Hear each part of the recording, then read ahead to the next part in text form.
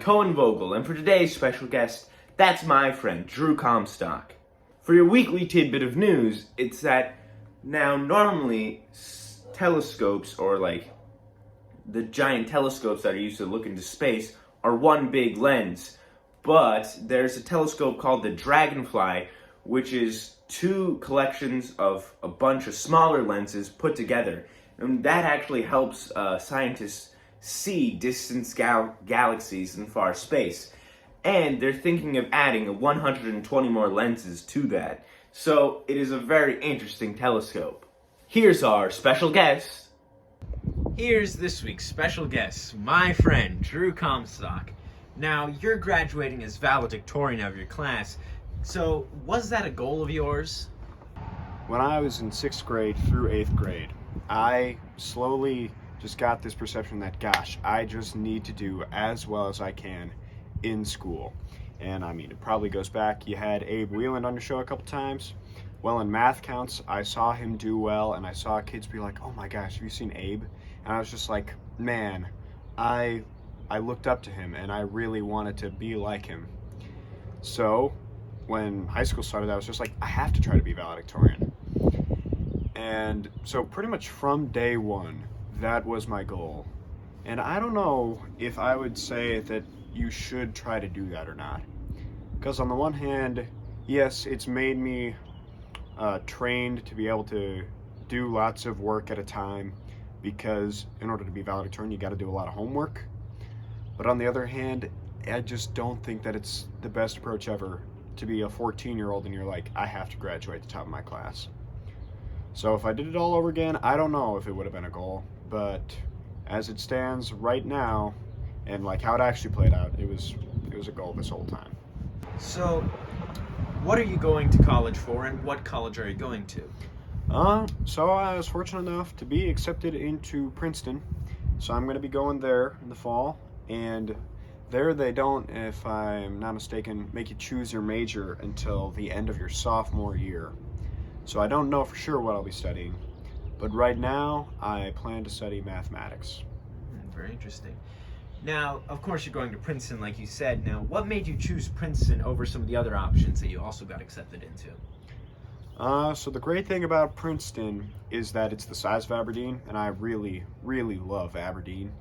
So the idea of not being in a big city, there is some appeal to that, kind of being nestled away, even though it's really close to Trenton, New Jersey, and really close to Philadelphia and New York City.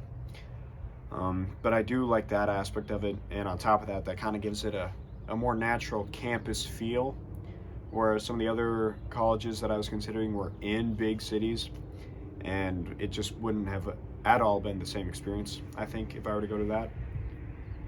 And also, Princeton has a really good balance of a lot of different focuses. Another option I was considering, like the other option I was considering, was MIT. And the thing about MIT is I got the chance to go there, and all the people there were amazing, but they were all very much into technology, and that's never really been my focus or my passion. Instead, history and theater, I guess, they're also pretty big focuses in literature at Princeton on top of mathematics. So if I were to not end up going into math, there are just a lot of different options that I would get by going to Princeton, I'm hoping. And so those are probably some of the main reasons. Very cool, very cool. And then, what were some of your favorite activities that you participated in at Aberdeen Central? Well, first and foremost, I'd have to say show choir. And I've said this story to several kids before, but I wasn't even going to ever be in show choir, except if not for in 8th grade, I'm planning to go up to Mrs. Netzer, the Holgate choir teacher, and say, hey, I don't want to do show choir in high school. But I was going to be gone the next week, so I wouldn't have been there for auditions anyway. So she had told me before that she was planning, or she was like scheduling Mrs. Apple to come and watch me audition at Holgate. So I go up to Mrs. Netzer to tell her, hey, can I quit and not audition for show choir next year? And she's like, hey, Mrs. Apple's here, before I can say anything. And so then I auditioned for Mrs. Apple. Worst audition ever. Still got to get in, and It's been the greatest mistake of my life, greatest accident ever. Because 4 years of show choir, I've made so many friends, and there is something pretty awesome about waiting to hear if you got third or second or even champion. And being with a pool of 100 kids from your school doing that is pretty unbeatable.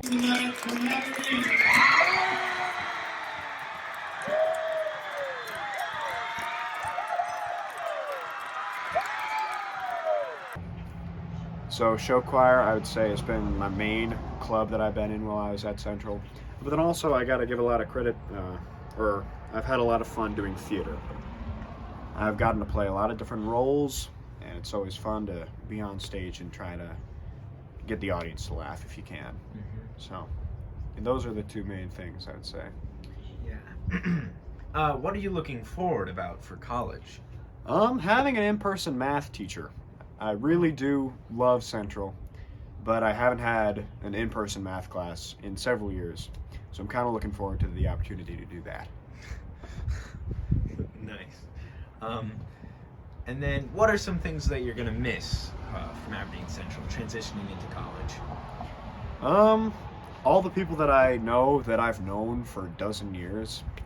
It's going to be not until a dozen years after my freshman year that I've known anybody at Princeton for that long.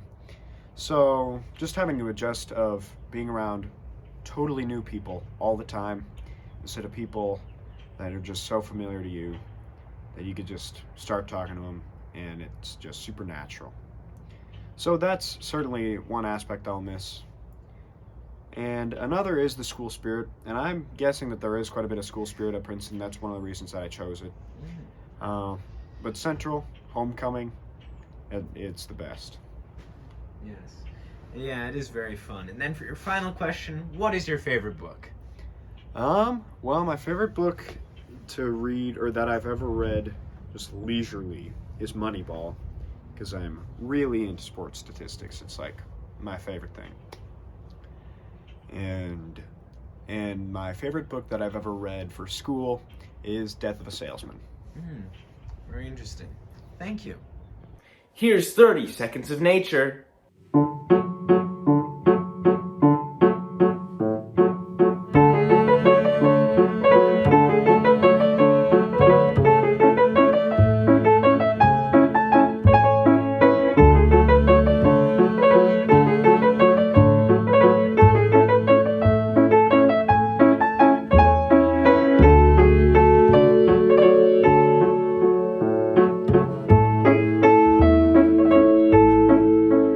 Here's Eva's word of the week. Commencement.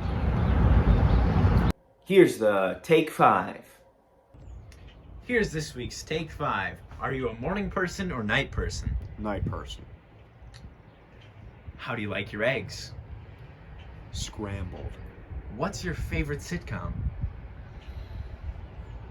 Friends. Have you ever peed in a pool? No? And if you could help an endangered species of your choice, what would you pick? Elephants. Thank you. Now, it was National Endangered Species Day yesterday, so it's great to honor such an awesome endangered species as the elephant. Now, everyone knows a lot about the elephants because they're awesome animals. They're really interesting.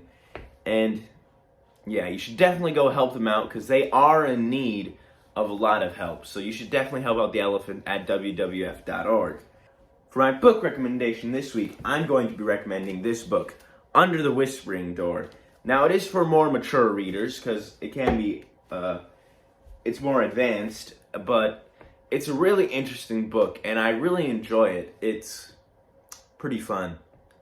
My adventure this week is my little sisters playing some educational video games. We have Penelope playing Worldle and Eva playing the Oregon Trail.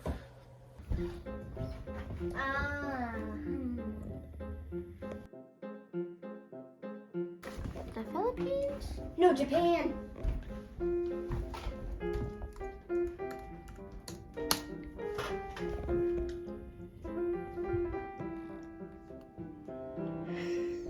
Everyone's healthy.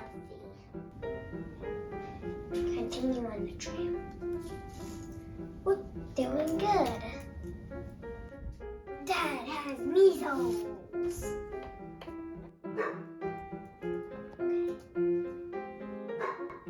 A lightning storm. Dad has died. Mom has died. It's only up to the kids. Cohen has devil speak.